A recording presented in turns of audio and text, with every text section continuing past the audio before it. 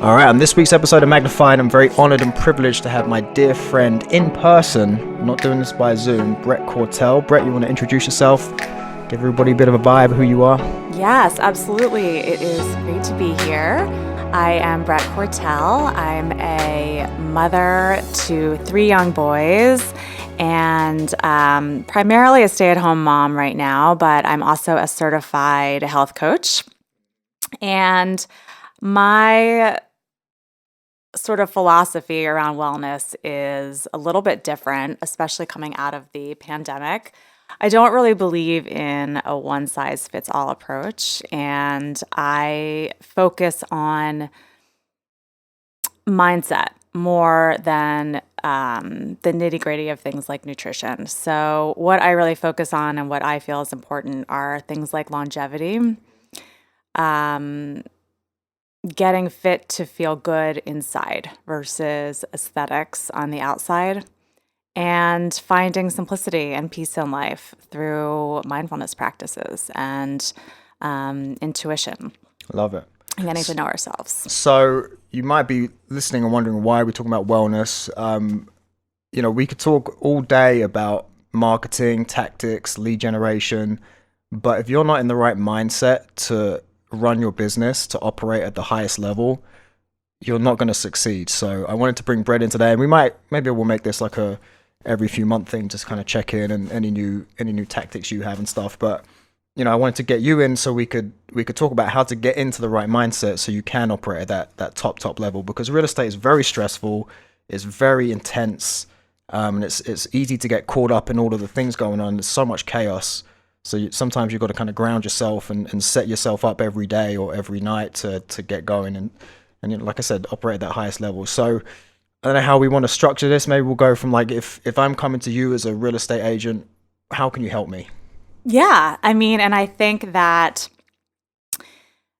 I would treat you just as I would, any other very busy executive, busy human. In this day and age, it's very difficult to slow down. And there's a lot of talk about meditation now, which is wonderful. But I think a lot of times things like meditation and mindfulness are seen as a way to kind of achieve this magical state of no stress or, be the magic bullet, and it's not. It's just a way to, again, go through day to day at a higher level of peace, which leads to higher level of performance, because the more focused and dialed in we can be, the better we can perform in our daily jobs. And I think if you look at any high achiever in today's day and age, you'll see that they have these practices in place.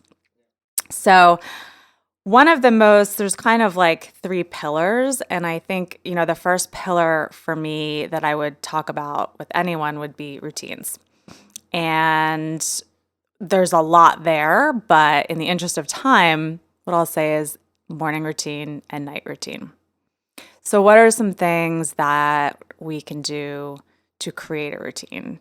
And the first thing I want to say is that I don't think it's useful to sort of overhaul your life in one night and say, okay, I'm glad you said that. Yeah. Right. So I don't want anyone to listen to this and say, oh my gosh, that's amazing. Like tomorrow I'm going to wake up and I'm going to do everything differently. And, no, take one thing I say and implement it. Or somehow maybe break one thing into 2 things and do these micro movements every day so that you can get to the end goal. You don't want to do all this at once because it's not sustainable.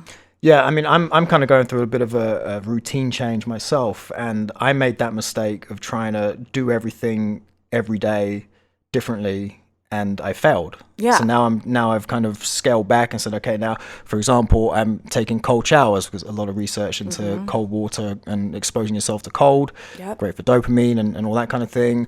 I'm also trying to, it's not meditation, it's called non-sleep deep rest. Have you heard of that? I don't know about that. Yeah, very similar to meditation, but it's not quite the same. So I've been trying to implement that, but I was trying to do it, and although it's maybe 12 to 15 minutes of my day, that's still 15 minutes of a very, very hectic schedule I have to change around. Yep. So and I'm trying to read more, so I'm trying to add that. And again, like Right. it becomes overwhelming. So I'm just starting with the cold shower. It's 1 minute of being exposed to cold, Right. doing it that way. So yeah, Great. I'm experiencing that myself. I completely relate. Yes, because you're not gonna, especially, when you have kids and a Yeah. partner and all these things, if I said to my husband, okay, so, well, first of all, if I just woke up and then all of a sudden was taking like 30 minutes for an involved routine, he'd be like, what's happening? Yeah. But then, he would have to change his schedule. It's Uh-huh. just so much easier to break it up. Yeah. So let's talk about morning routine. Morning routine, when you go to sleep, let's assume we have some kind of alarm that goes off. My suggestion would be when the alarm goes off, give yourself 1 to 2 minutes to just lie in bed and slowly come awake. So just breathing, letting your thoughts come in and out. I like to run through 1 or 2 gratitudes. So not putting any kind of pushing or shoulds around this. Just, it can be so simple. It can be, I'm grateful that I'm still in bed for this, 30 more seconds. Yeah. I'm grateful that usually it's something to do with warmth or just Yeah. being horizontal. But just, taking that moment to not jump right out of bed, right? Okay. So taking a moment, then feeling your feet on the floor. This is like a small version of doing something called grounding, which I won't get into right now, but grounding is another mindfulness practice where it involves like literally having your feet on the ground and feeling the earth. So just maybe taking a moment then. So the second step could be feeling your feet on the floor. Yeah. And again, you don't have to do all of these. Just take everything I'm saying here. You can pick and choose whatever you want to do. Then the next thing would be, and one of the things you're going to notice what I'm saying here is we're taking a deliberate approach to our morning. So we're not letting the morning run us. We are running the morning. And this is going to mean intention. Yeah. Okay. So if you want to be a high achiever, if you want to have success in life, that's not just going to come. Right. We're not going to secret that. Like if you've ever read The Secret, Yeah. great book, all about manifestation, but that's not how manifestation works. If we close our eyes and just hope for things, they're not going Right. to come. You need to be intentional, and it's probably going to be uncomfortable. You might have to set that alarm a little bit earlier. Don't set it half an hour earlier. Maybe set it 3 minutes earlier Yeah. because I'm just going to lie in bed for 2 minutes and think about what I'm grateful for. Right? Yeah, I actually heard some good advice regarding your alarm, and he was saying he's a UFC fighter, very successful. He was a Bellator champion. He said, "Don't snooze your alarm because you've already started the day faulting on a commitment you made to yourself. You That's committed to yourself that you're going to wake up at a certain time, and then you failed straight away by snoozing. You let 100%. yourself down. And I don't really snooze anyway, but that was very, very good advice, very telling. I agree. And I've heard something similar. Yeah. So that's right. We're not like falling back on our promises to ourselves. And like you said, it's being intentional. I intend to get up at this time. That's right. And it's not going to be comfortable. It's just not. The comfortable thing to do is lie in bed. Yeah. But that's not going to move the needle. No, it's not. So then I would suggest doing some kind of practice. So for me, it would be, going into the bathroom and washing my face, brushing my teeth, and doing that in an intentional way. And I'm going to talk a little bit more about that as we move into this a little bit further. But, splashing water on my face, and then I go downstairs. And what I do when I wake up, I actually make sure I'm up a little bit before my kids. Yes. And me this too. is so, if you have children, like I just find this is, especially young children, this is so key. Even if it's just, and it's usually not long because my kids get up early, but even 5 minutes for me to just like do my little face washing, morning routine, I throw on sweatpants and stuff. I'm not running downstairs like a chicken with my head cut off. Yeah. Going downstairs, I have water with lemon. Now, what's one thing you haven't heard me say yet about a routine that most people do right away the second they wake up? well, pick up the phone probably. That's right. Yeah, I'm guilty of that. Notice, no phone. Yeah. And that is so important. Yeah. And this is really hard for a lot of people. So, there's a lot of ways around this, and a lot of it has to do with nighttime routine. But like for me, my phone's across the room. Mm-hmm. So A lot of people use it as their alarm. and I I'd say do. don't. Try not Yeah. to. You don't have to. There's so many other things. Mm-hmm. Or you could use it as your alarm, put it across the room. Yeah. Yeah. Find a way to not do that. Or find a way to have it be your alarm and, turn it off and don't Yeah. start scrolling. Which is, This is key. Yeah, and it's hard, and for real estate agents in particular, it's difficult when, especially when you have deals going on, you want to check your emails, make sure nothing happened overnight, because you know how people can be. Some agents work at 1 a.m. or sending contracts and offers out and stuff like that. Mm-hmm. So the temptation is real. Yep, I get it. It's not just social media, but like you said, it's important to try and stay away from that. It's something I need to be more conscious of myself. Well, here's the deal. If you are responding to, and I do understand it, but if you're responding to things, like if there's people who are at the highest levels of success, I guarantee you they're not doing this. No, They're right. not doing this. You're right. And you can make every excuse in the world. Well, I'm not a billionaire. Okay, those are all excuses. If you're checking your phone every second of the day and night, that is what you're projecting to other people. Yeah. You are saying, I'm open, my energy Yes. is open, I have no boundaries. Just come at me every hour of the day. I don't think, listen, I get it if you can't, have your phone off until 11 in the morning. Yeah. I understand that that's not practical. But I think that, and this is why I say that wellness really needs to be a look inside. Yeah. Because you need to say to yourself, listen, I'm worth 15 minutes without my phone in the morning. Yeah. That's all you can do. That's all you can do. And it's okay. 15 minutes isn't going to make the deal go south. 15 minutes isn't going to make your client walk away from you. What it's going to do is send the message that you have boundaries. I was going to say that, yeah. The temptation, especially with clients, and I'm sure you know it too from your clients, it's like you feel like you need to be responsive, you need to be on, straight away replying, but actually I found they respect you more. Yes. And I found this in my fitness business too.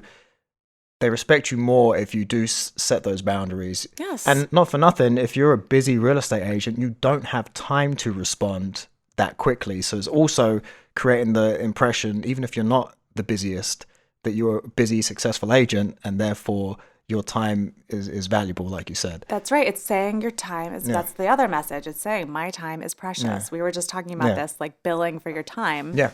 Right? Like what would you bill, What is your hour what worth? is your hourly rate? Yeah. And if you look at things that way, it's like, oh, wow, I just spent this much money, But I just feel it's really important, and everybody's different. Like you have to decide what works for you. Yeah. But it's only starting your day by letting your phone run you is it's basically like opening the cap of your gas tank and letting gas run out, and the tank isn't endlessly full. So what would you say to someone like me, who it's been my routine for 12 years, that when I wake up, I have my coffee and I scroll Twitter. That's my routine. Now, how should I go about changing that habit? Yep. What should I replace Twitter with? A book? This is what I do. I would replace it with a book. The best thing you can do is just at first to not be on your phone, because the temptation is just too great. So I would literally, you can take your phone, but go ahead and put it face down, across the room. Yeah. Put it somewhere you can't reach it. Yeah. And then just look at a book, look at literally anything. Yeah. Anything that you find relaxing. Like for me, reading is relaxing. Might be just going outside. It might just be sitting there, and Listen, there's nothing wrong with sitting there drinking your coffee and staring out the window. That's true. I feel like in this day and age, that's like a not like what? It's so Yeah. weird. But that used to be like that. I mean, that's the whole way I grew up. Yeah. Like, Well, in the warmer months, I don't do that, and I will go outside and sit outside in the sun and if it's late enough, sit and put my feet on the grass so I'm connected and you're grounded. grounding. Yep. Yeah, I do that in the winter months, but otherwise, yeah, I'm straight on Twitter, grab my coffee. I like to get up 20, 30 minutes before the kids so I can Right. And that's have some great. me time. But Yep. when you step back and think about it and just having this conversation, I'm like, am I really using my me time to the most effective Right. way? Because that's pulling your energy as well. Yeah. Um, you could exercise, you Yeah. could stretch. Um, you know, those are kind of the main things that I would do. Yeah. But yeah, I mean, the morning routine is really important because you are setting yourself up for the day, and how you set yourself up is how you're going to show up. Yes. So, And then I'll kind of go into the night routine now. There's other things, but we won't yeah. go into it now. My other big thing for the morning is make your bed. Yes. You always should make your bed. It's very similar to this message of what your time is worth, and the not making promises to yourself, Yeah. and not hitting snooze on your alarm. It's basically just if you want like clear energy, you make your bed. Mm-hmm. It's just, what you There's, do. there's that great speech. I think it was a former military officer who he gave that speech like a college graduation where Yeah. he talks about the whole thing was about make your bed in the morning. Yeah, there's a reason why they do it in the military. It's a good Yeah, thing. and when I haven't done it, you come home and you look in the bedroom, you're like, oh, It's not a good feeling. yeah, you feel unorganized immediately. Yeah. Yep, You're telling yourself you're a tidy, organized person. that's right. And that's how you're starting your day. Yeah. So nighttime routines really for me, without like taking too much time, I will say a lot of it is around circadian rhythms. Mm-hmm. So one of the problems in today's age is that we can create light all the time. Yeah. And we forget what's happening outside. So I'm not saying you have to like turn out all the lights at 5 o'clock in the middle of the winter when Yeah. it gets dark, but it is something, you can have your phone turn on amber at a certain hour, which I Yeah. always do. Which I think most phones do have that setting already. Do they just have it automatically they now? reduce some of Yeah. the lights? Yeah. And you wear the blue light glasses at night, right? Do you I still do don't that? anymore. No, Okay. because now I need reading glasses. It's Okay. very complicated. Yeah. Whole process, huh? Yeah, it's a whole process. So, but yeah, I would recommend that. Ideally, you don't want to do screens 2 hours before you go to sleep. I understand that that's not Yeah, going and to be again, practical. that's where the phone comes in. That's where But- you're scrolling. That's back on social media, scrolling. Yeah. So what I would say is, like, really, you can take if you can do 2 hours before bedtime, great. I can't even really pull that off. No. And I don't have a job like a real estate agent would. I would say half an hour before, be horizontal before 10 o'clock. That's Yeah. like a key rule because at 10 I've started o'clock, doing that. at 10 o'clock is when your second wind kicks in. Is that So right? yeah, that's Oh, why a lot yeah. of night owls like come alive at like Yeah. around 10 o'clock. Yeah. So try to be horizontal in bed by 10. I try to be in bed a lot earlier than that, but no screens half an hour before, Okay. right? So whether it's reading in Yep. bed, you can there's so many amazing apps out there for mindfulness. So there really are. It's kind of phenomenal. Like we're so lucky to live Yeah. in this age we live in. You can listen to a sleep story. There's all sorts of like actors who are doing these great like meditations and sleep stories. You can just lie there for 15 minutes. There's nothing wrong.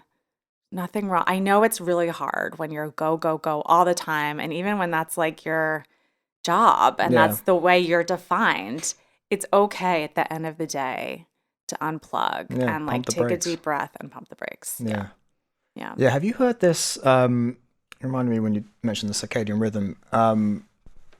This guy, Andrew Huberman. Yes, He's- Huberman Lab. Yeah, he's Love where I him. got the non-sleep deep rest from. But Okay. he tweeted the other day something along the lines of measure, because we all have that dip of energy around like 2:30, Yes. 3 o'clock, 1 o'clock. He said something along the lines of start taking note of that, and then your bedtime should be, I think it was 6 or 8 hours after that. I think it was 6 hours. Interesting. and that's because that's your circadian rhythm. Yes. And I thought that was really interesting. Now, it's hard when you start talking about 8:30 bedtime. Yeah. It's tough, especially if you have kids. You know, we all have that period, especially the twilight hour of the kids going nuts, where you just can't get anything done. Yeah. You know, work is on pause. So then there's that time afterwards where you catch up with some emails or whatever. It's hard to get to bed by 8:30. It is. Yeah. But I like that being horizontal by 10. At least you're cutting off before you wake up again. Yeah, Yeah. exactly. And um, if you wake up in the middle of the night, don't go to the phone. Yeah. That's like the kiss of death.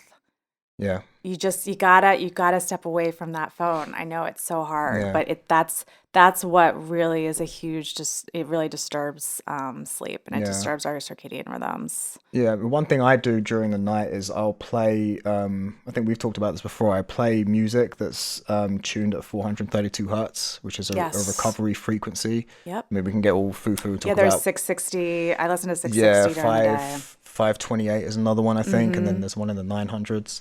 I have a whole playlist. It just plays all through the night, and it really does help you sleep, especially if you're having a hard time fall asleep. So that's another tip you might wanna try too.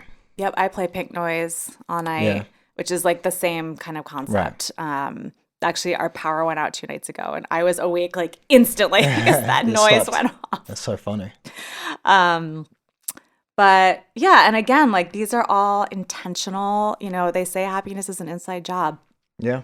It is an inside job, and nobody really tells you that growing up, but like it's the truth. It takes some persistence and it takes commitment. Yeah.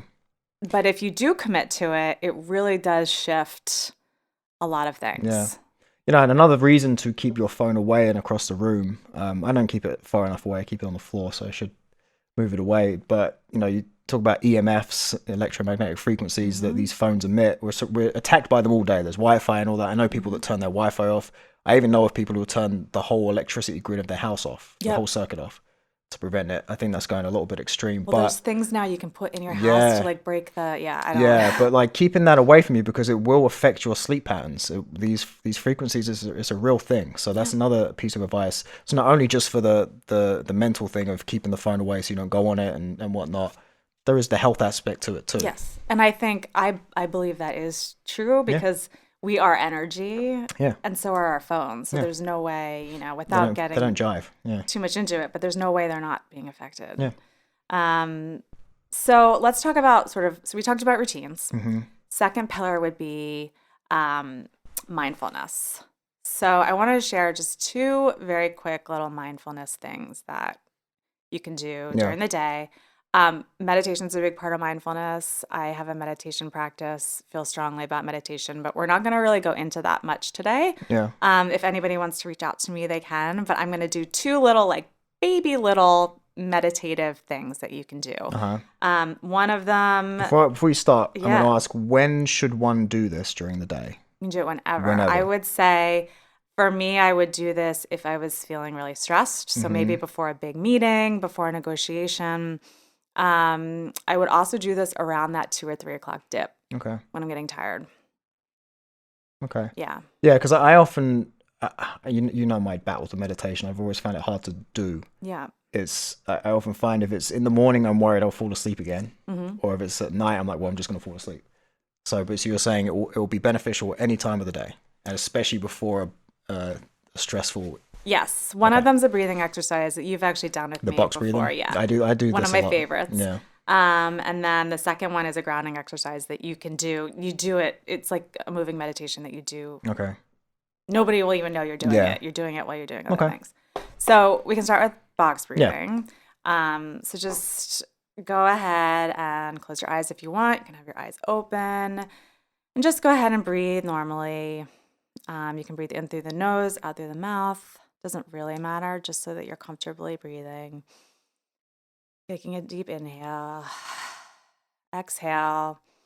And on your next inhale, lift your shoulders up and then just lower them and feel the way that feels with your shoulders nice and relaxed. Now we're going to inhale through the nose on a count of 3. So inhaling for 1, 2, 3. Then holding at the top for 1, 2, 3.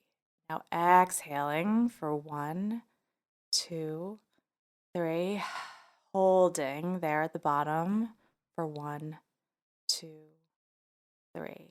Now we're inhaling for 1, 2, 3, 4.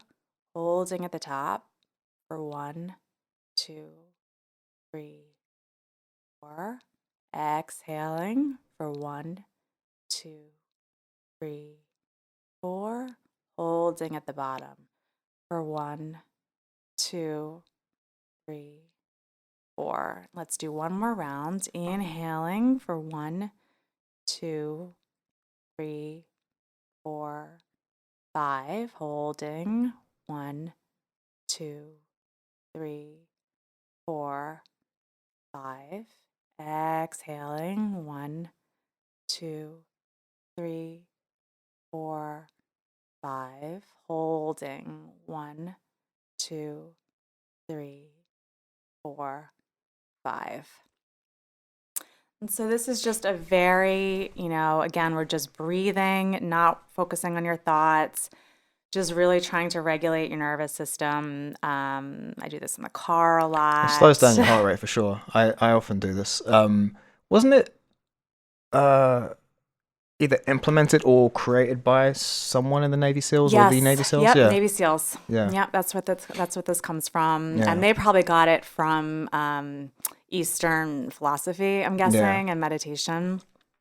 But yeah, it's the way Navy SEALs, they have many like very useful mindfulness tricks, but it's the way they help regulate their nervous systems before they're in like very intense situations. Yes, I mean that, like you said, that's a great one to do if you find yourself, you've got one client that's on you about something, and then you've got the other agent from part of a deal that's giving you crap from their side of things. You've got an attorney that's unresponsive. You've got all these things going on.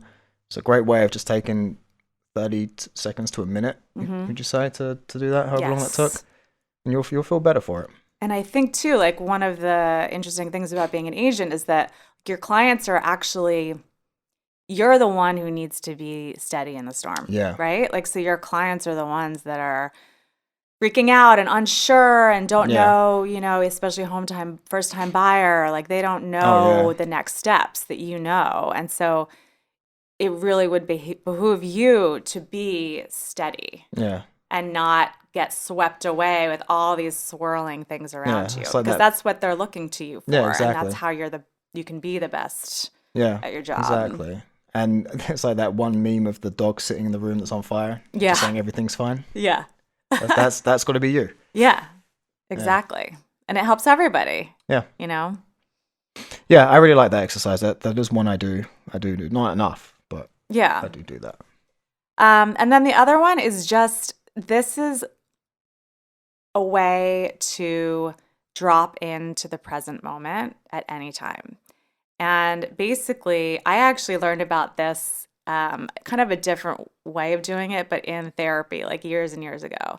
And essentially, like if you feel like you're spinning and you're spinning, like your thoughts are out of control and really stressed out and thinking about all these different things, what you can do is like, so for an example, Paolo, we're just sitting here right now. Yeah. So just go ahead and drop your shoulders. And I want you to just take a deep breath. And I want you to feel the chair underneath your seat, like really feel it. Feel your feet on the floor. And think about the way your toes feel. Now your legs. And think about your hands, the way your hands feel right now, relaxing your fingers. Thinking about how the air feels around you. These gentle sounds that you might hear around you. How does your chest feel right now? Yes. And then just moving up, bringing a gentle smile to your lips. Thinking about your jaw, is it clenched? Unclenching your jaw. Your brow. The way it feels in this space.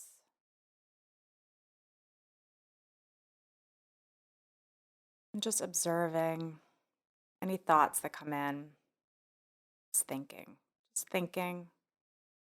Interesting. Thinking. And letting it go.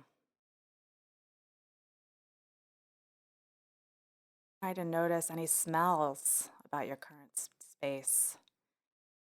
Using all your senses here. Thoughts come. Thinking. Just move right along.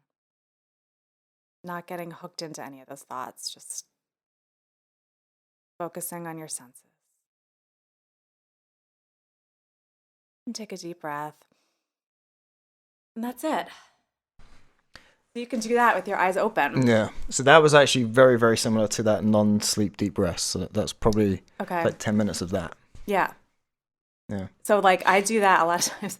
So in the morning, like with morning routine, like brushing my teeth and stuff, I'm like, this is so annoying. Like I have one of those automatic toothbrushes that beeps and I'm like, this is so boring, but like instead of thinking that, or I'm like spinning about the day ahead. I'm like, oh God, this has come to, I'll be like, how does this feel like on my teeth right now? Like it sounds so silly, but it really does help. It's like, how does this feel on my teeth right now? Am I clenching my jaw? Like what kind of sounds am I hearing?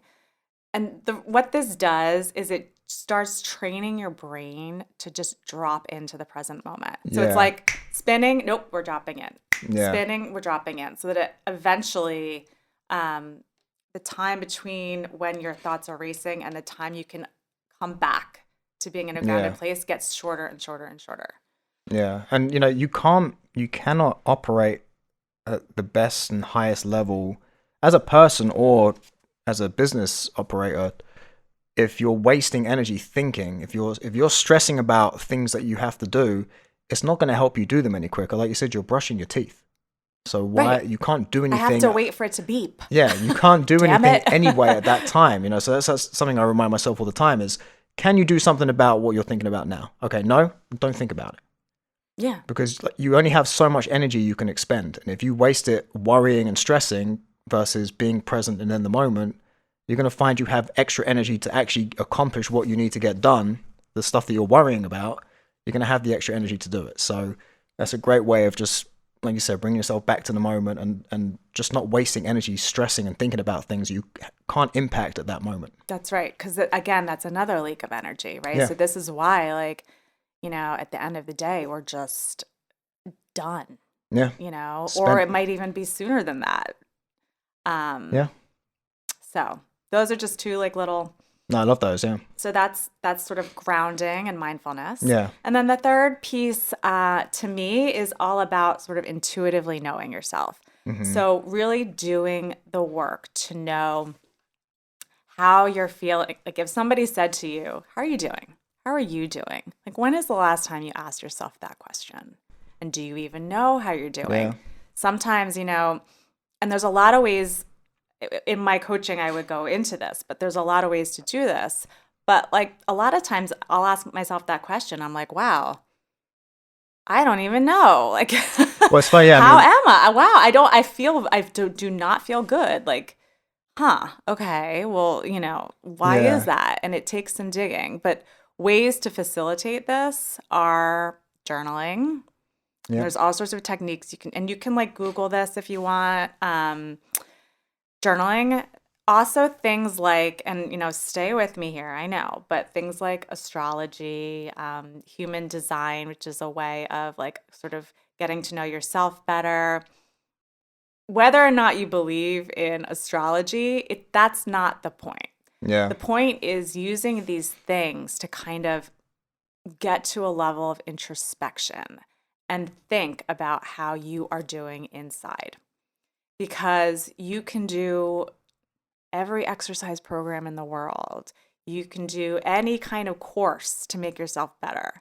But if you're not focusing on how you're doing on the inside and what you really need, then nothing's going to happen. Nothing's going to happen. So I'm very big on ways to intuitively know yourself and get a little bit better every day in that way. Yeah. Maybe it's therapy, I was just about to say, right? I'm a big, I, you know me, I resisted therapy for a long time. And then, Mm-hmm. you know, without getting personal, I started going to therapy. And it's funny because every session starts with, okay, how you doing? Always say, yeah, everything's good. And then I find myself talking for 45 minutes Yeah. about all the things that are on my mind. And I don't, sometimes questions aren't even asked. I just start spilling out what's on my mind. You don't, like you said, you don't realize how you're feeling until you really ask yourself, how am I feeling? What's on my mind? Yeah.